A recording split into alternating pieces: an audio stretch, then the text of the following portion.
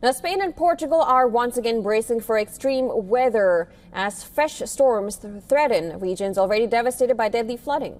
And Spanish Prime Minister Pedro Sanchez has urged calm and caution, warning that the worst may not yet be over as another powerful storm system moves in. Relentless rain continues to batter the Iberian Peninsula. Portugal is still struggling to recover from last week's storm that killed 5 people and injured hundreds and left thousands, tens of thousands without electricity.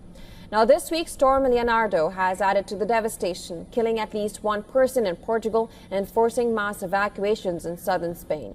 In Spain's Andalusia region, rescuers evacuated around 8,000 people as roads and rail lines were shut down by floodwaters. Entire municipalities were submerged after receiving several months' worth of rain in just 24 hours. Spain's National Weather Agency, IMET, has now issued fresh warnings, with Storm Marta expected to arrive on Saturday.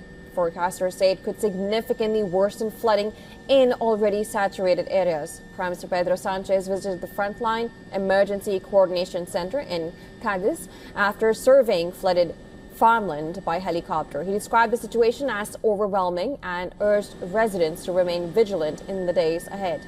He's also appealed for calm, saying the coming days would be complicated and that caution was essential. On the other hand, the situation remains equally grave in Portugal, where authorities warn river levels are continuing to rise. In Portugal, around 900 people have been evacuated so far. The National Weather Agency, IPMA, says Storm Marta will likely cause another rise in river flows, particularly in southern regions and around Lisbon. Portugal's Environment Agency has revealed that the dams have released in just 3 days a volume of water equivalent to the country's annual consumption. It is a measure that is taken to prevent catastrophic dam failures. Well, civil protection officials say that there has been a slight easing in rainfall, but warns that strong winds of up to 100 kilometers per hour are expected with the next storm system. Since Thursday, emergency services have handled more than 7,500 incidents and deployed over 26,500 rescuers nationwide.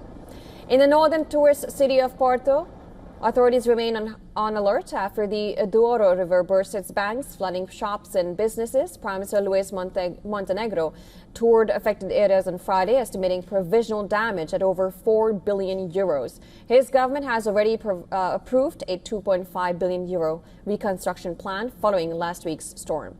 In Alcácer do Sal, south of Lisbon, residents were forced to flee after the Southern River overflowed. Shop owners spent Friday salvaging what they could, marking walls to show how high the floodwaters rose even as another storm looms. While flood alerts have also been issued along the Tagus River basin due to rising water levels, with yet another storm set to arrive. Authorities across Iberian Peninsula are urging people to stay alert, follow emergency instructions, and prepare for more difficult days ahead.